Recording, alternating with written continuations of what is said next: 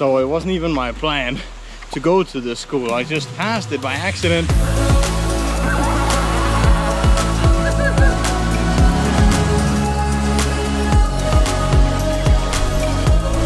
I went, yeah.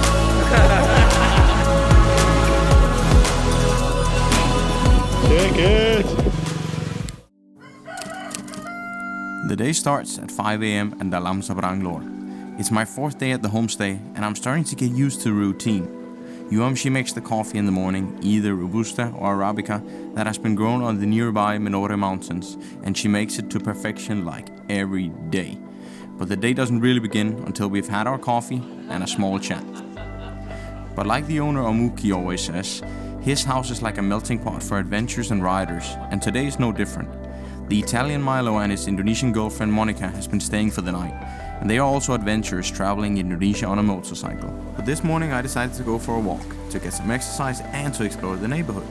My plan was to bring the camera for photos but not do any vlogging.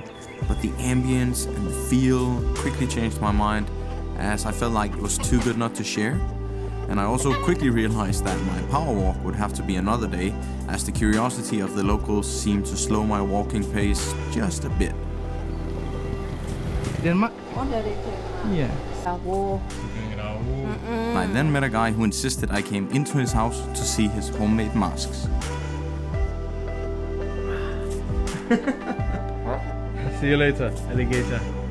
I then came across a Muslim elementary school, and after a quick chat with the principal, I was suddenly on a school tour.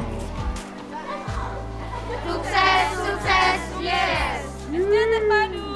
Luar biasa. Kalau misalnya Butias menyebutkan bahasa Inggrisnya, kalian menyebutkan bahasa Indonesianya bisa? Bisa. Dimulai dari apa dulu? Things in the apa? Kitchen. Kitchen, oke. Things in the kitchen. Knife. Pisau. Pisau, pintar. Terus. I could easily tell from their body language that they were nervous and eager at the same time to quickly come up with the Indonesian translation. Frying pan. Nasi goreng. Apa?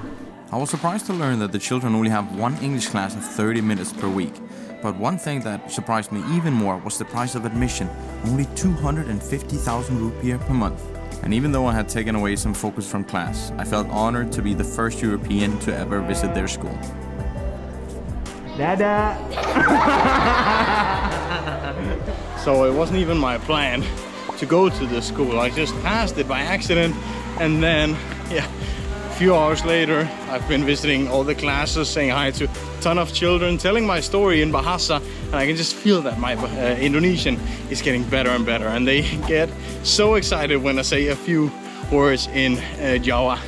But right now I'm just so happy after this experience that I honestly do not care how much it's raining.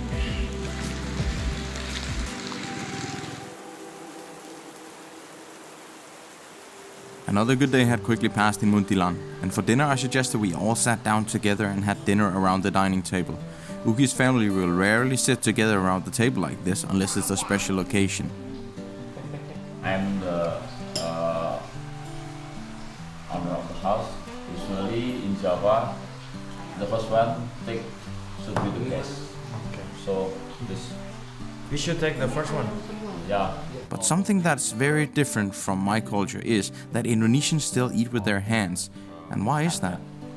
Because in our finger, there's something that it will help every food that enter our stomachs will be easier to be chewed, easier to be digested rather than using a spoon. Okay. Good morning, guys. So today I thought we should go and see a hidden gem here in Magelang. So I am with Om Uki and with his entire family, and we decided to go all together to visit this place. So here was actually the place where we visited yesterday, where there was fog everywhere. We couldn't see anything until I flew the drone up above the clouds that we could see the Merapi. So now we have the view here behind us over all of Yogyakarta down there, and we can even see Borobudur as well from here. And There's a big statue here of the Hindu god Shiva. So the name of this place is Gunung Kendil. And actually, some friend of ours, the Italian Milo, and his girlfriend Monica, is camping right here with a beautiful view. Let's go. Hi. On our way we passed Kopisoroloyo again that we had visited a few days prior, and I kept falling behind as I had just learned to say good morning in Javanese, Sukingejang, and I wanted to use it.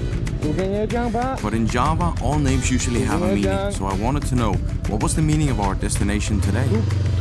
Tumpeng. Yes. Tumpeng means a cone of yellow rice. Usually used in the some blessing ceremony to hope that God will always keep the ceremony to be open, to be always good. That is Java, very Java. Very Javanese. Yes. Oh, okay. Well guys, if you can hear me, this is the way that you drive to get to Tumpeng Menoreh. Wow, look at it. And there we have the cone. Right there is the cone. Woo. Let's go. And here we are, guys. Woo. Ready? Alright guys, we have arrived. We just parked the bikes here. So the entrance to Tumpeng Menoreh is 50,000. You have to pay 25,000 for parking, and then you get a food voucher for 25,000 rupiah as well. Then we can park right here, and then right behind us we have the Tumpeng Menoreh. Cantik banget bu.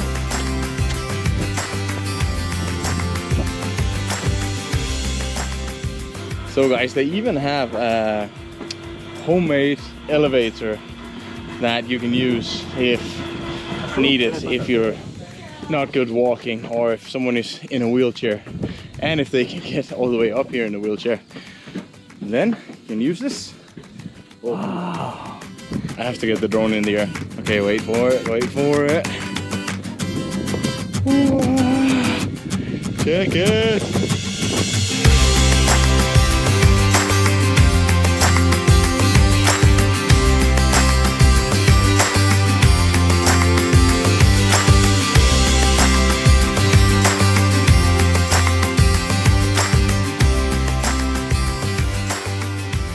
Tumpeng Menoreh is a fantastic place to go with a friend, a girlfriend, or family, but be aware their winds can be quite strong on top, so what you're about to see, I wouldn't recommend.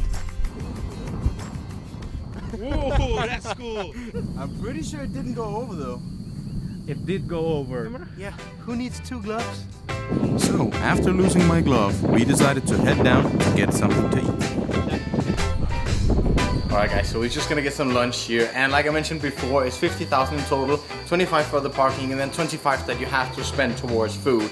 But then we have different options here in the background, so that will be, depending on what you take, deducted from the original 25,000 you paid for the food, right? And the food looks delicious. I just took, wait 1 second, I just took a bit myself here. Some nasi, some tempe, some ayam goreng, some vegetables, some samba, and it smells and tastes amazing. I already had a little bit. Okay, the food is amazing. It's not just me, right? The food is good. Yeah, really good. Yeah. Especially the samba. The sambal. Oh, I really Belum like pernah. it, the samba. This one. yeah, I haven't tried yet. Selamat makan. Selamat makan. Alright guys, so I have a challenge for Om Uki here. There is a traditional Danish dessert called rødgrød med fløde. And it's very difficult to say because those letters in that dessert is only in the Danish language. So, show my arm. Rødgrød med fløde. Rødgrød med fløde. Okay, I have another challenge for Kristian. Yeah. Say like this. Laurel kidul sepur. Laurel kidul sepur. Okay, again. Laurel kidul. Kidul. Aduh. Same. Good challenge. I win, yeah. So after some good food and some good laughs, what better place to get a little bit of rest before getting back on the road? I'm not sure exactly why, but when I'm riding on a motorcycle in Indonesia, crossing a narrow bridge, driving on a small road, overlooking vast views of rice fields, it makes me feel so free and so grateful at the same time to be living in this country. Oh my god.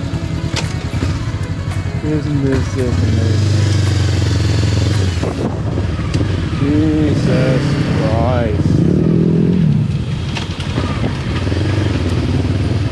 Astaghfirullah, all of them. So on our way back we found another little hidden gem. Magelang. Here in the middle of, nowhere pretty much. Little house here with a view over the rice paddies. Unfortunately, Tino got a little driver sick, so he threw up. So we're taking a small break. So guys, that's gonna be it for today. I hope you enjoyed my second episode here from Muntilan. But stay tuned, because coming up is what you can expect to see in my last and final episode from Central Java. I'm going off-roading for the first time. Hey!